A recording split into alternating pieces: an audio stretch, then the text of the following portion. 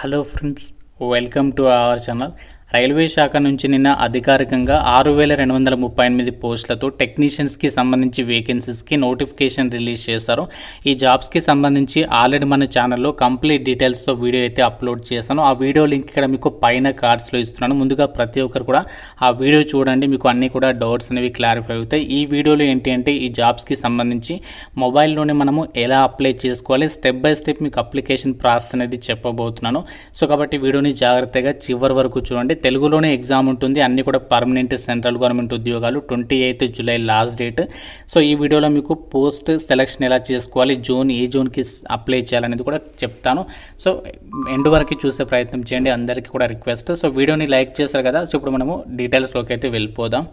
ఒక చిన్న information, skip చేయకండి. ఎవరైతే ఇంటి దగ్గర ఉండి గవర్నమెంట్ జాబ్ ఎగ్జామ్స్కి సంబంధించి ప్రిపేర్ అవ్వాలనుకుంటున్నారో, ప్రజెంట్ ఇప్పుడు రిలీజ్ అయినటువంటి టెక్నీషియన్స్కి సంబంధించి కానీ ఇంకా ఇతర గవర్నమెంట్ జాబ్ ఎగ్జామ్స్కి సంబంధించి కానీ మన ఛానల్కి సంబంధించి ఆర్కే లాజిక్స్, సో మీరు ప్లేస్టోర్ నుంచి యాప్ డౌన్లోడ్ చేసుకోవచ్చు. లింక్ కూడా డిస్క్రిప్షన్లో కామెంట్ సెక్షన్లో ఇచ్చాను.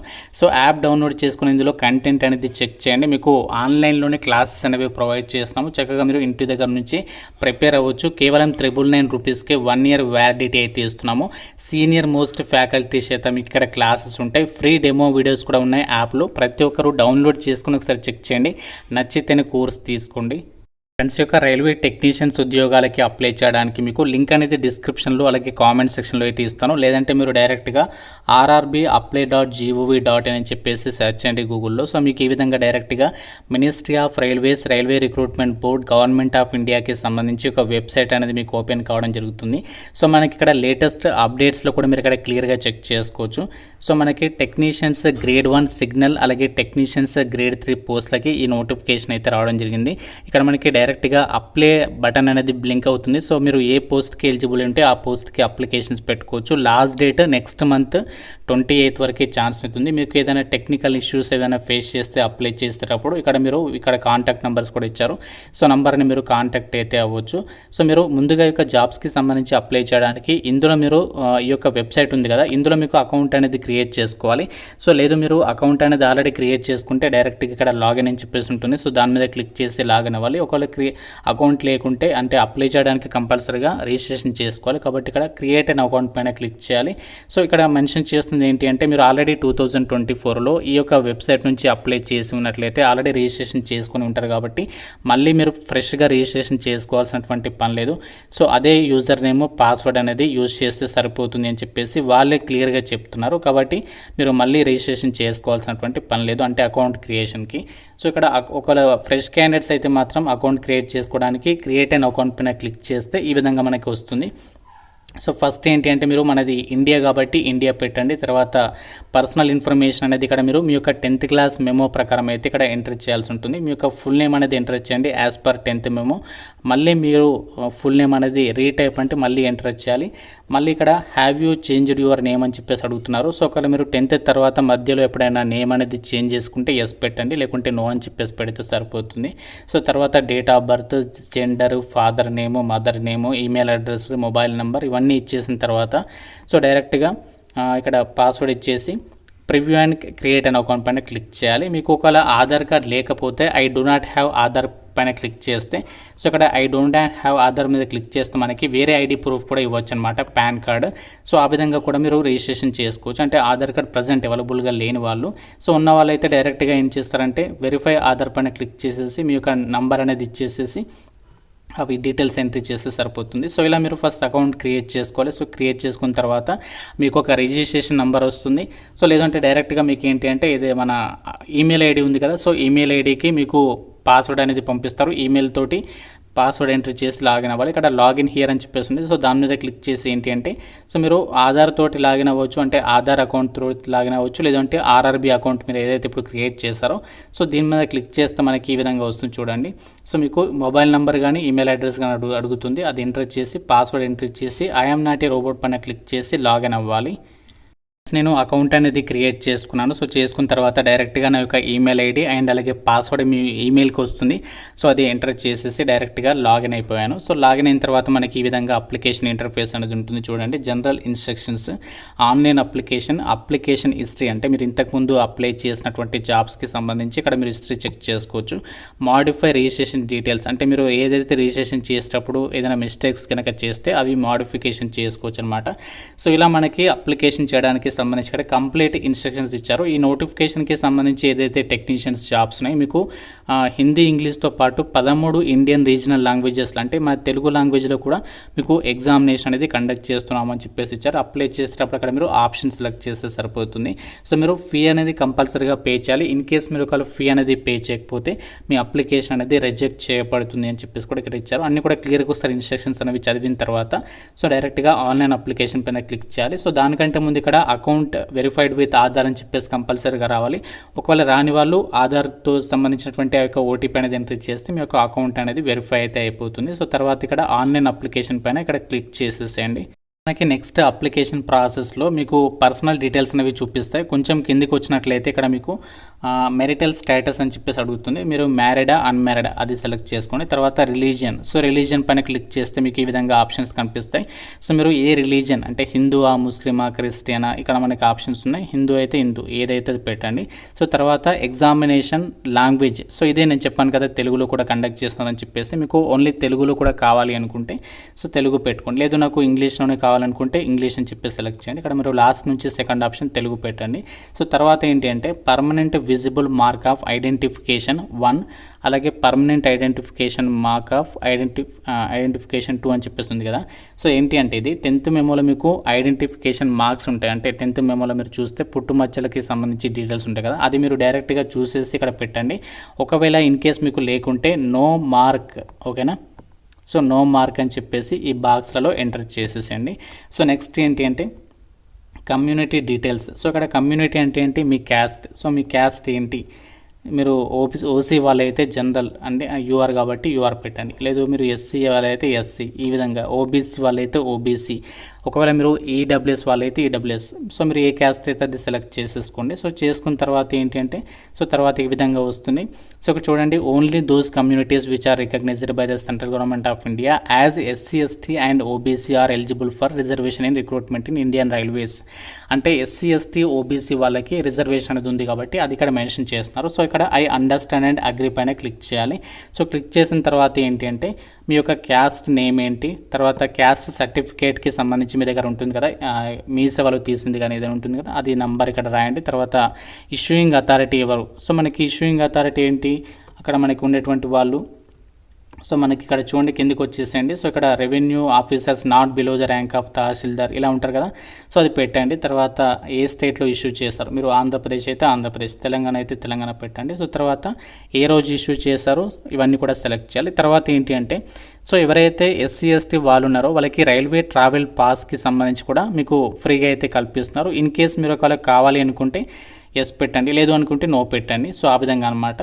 సో ఒకవేళ ఎస్ పెడితే ఏంటి అంటే ఇక్కడ చూడండి, ఎస్ పెడితే ఏంటి అంటే మీకు మీ యొక్క నియరెస్ట్ రైల్వే స్టేషన్కి సంబంధించి నేమ్ అడుగుతుంది, అది ఇచ్చేసేయండి. ఇచ్చేసిన తర్వాత సో మీరు క్యాస్ట్ సర్టిఫికేట్ కూడా అప్లోడ్ చేయాల్సి ఉంటుందన్నమాట. లేదు అనుకుంటే ఇక్కడ నో పెడితే అప్లోడ్ చేయాల్సినటువంటి పని లేదు. నెక్స్ట్ ఏంటి అంటే మీరు కిందికి వచ్చినట్లయితే మీకు ఇక్కడ పర్మనెంట్ అడ్రస్ అలాగే ప్రజెంట్ అడ్రస్కి సంబంధించి అడుగుతుంది. సో మీ యొక్క అడ్రస్ డీటెయిల్స్ అనేవి ఆ బాక్స్లలో ఎంటర్ చేసేసేయండి. ఎంటర్ చేసిన తర్వాత ఒక టిక్ మార్క్ అనేది కంపల్సరీగా చేయాలి. చేసిన తర్వాత సేవ్ పైన క్లిక్ చేసి నెక్స్ట్ పైన క్లిక్ చేయాలి. మనకి నెక్స్ట్ ఏంటి అంటే కేటగిరీ డీటెయిల్స్లో ఎక్స్ సర్వీస్మెన్ డీటెయిల్స్ అని చెప్పేసి ఇక్కడ ఆర్యూఎన్ ఎక్స్ సర్వీస్మెన్ అని చెప్పేసి అడుగుతున్నారు, నో పెట్టండి. సో తర్వాత మీరు అంగవైకల్యం కలిగిన వాళ్ళైతే ఇది ఎస్ పెట్టండి. సో ఒకవేళ ఎస్ పెడితే మీకు అంగవైకల్యం దేనిలో ఉంది ఆ యొక్క కేటగిరీ మెన్షన్ చేయాలి. లేదు అంటే మీరు ఫిజికల్లీ ఫిట్గా ఉన్నట్లయితే ఇక్కడ నో అని చెప్పేసి పెడితే సరిపోతుంది. తర్వాత economically backward classes EBC details అని చెప్పేసి అడుగుతుంది కదా, ఇక్కడ మీరు ఏంటి అంటే నో అని చెప్పేసి పెట్టండి. సో ప్రతి ఒక్కరు కూడా. తర్వాత ఏంటి అంటే details of serving railway applicant, మీరు ఒకవేళ ఇండియన్ రైల్వేస్లో ఎంప్లాయా అని చెప్పేసి అడుగుతున్నారు. సో కాదు కాబట్టి నో పెడతాము. ఆల్రెడీ మీరు ఇండియన్ రైల్వేస్లో ఎంప్లాయ్ అయితే ఎస్ పెట్టండి.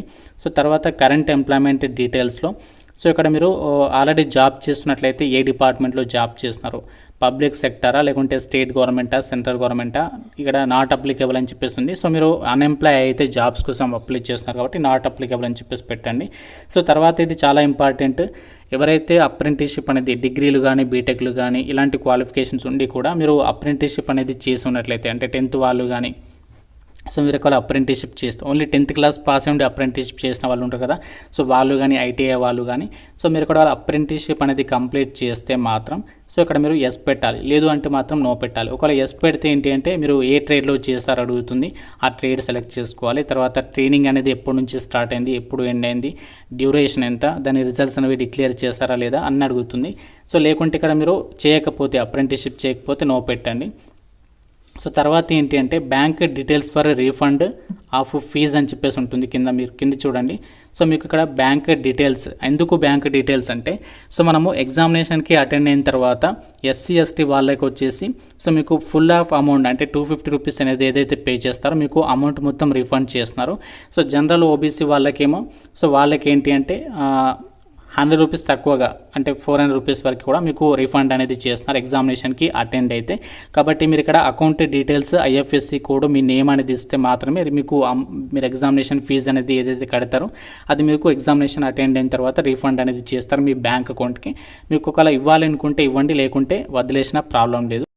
సో మనకి నెక్స్ట్ ఏంటి అంటే ఎడ్యుకేషనల్ డీటెయిల్స్, సో అంటే ఎడ్యుకేషనల్ క్వాలిఫికేషన్కి సంబంధించి డీటెయిల్స్ ఇవ్వాలి. ఫస్ట్ మనకి పర్సనల్ డీటెయిల్స్ అయిపోయింది, అదర్ డీటెయిల్స్లో కూడా మనం ఆ డీటెయిల్స్ అయితే ఇచ్చేసాము. ఇప్పుడు మనకి ఏంటి అంటే ఈ నోటిఫికేషన్ ద్వారా భర్తీ చేసినటువంటి టెక్నీషియన్స్ గ్రేడ్ 3 పోస్టులకి సంబంధించి ఎలిజిబిలిటీ ఏంటి అంటే 10th క్లాస్తో పాటు అప్రెంటిస్షిప్ అయినా చేసి ఉండాలి, లేదంటే ఇంటర్మీడియట్లో ఎంపీఎస్సీ అనేది చేసి ఉండాలి, లేకపోతే 10th పాటు ఐటీఐ అనేది చేసి ఉండాలన్నమాట.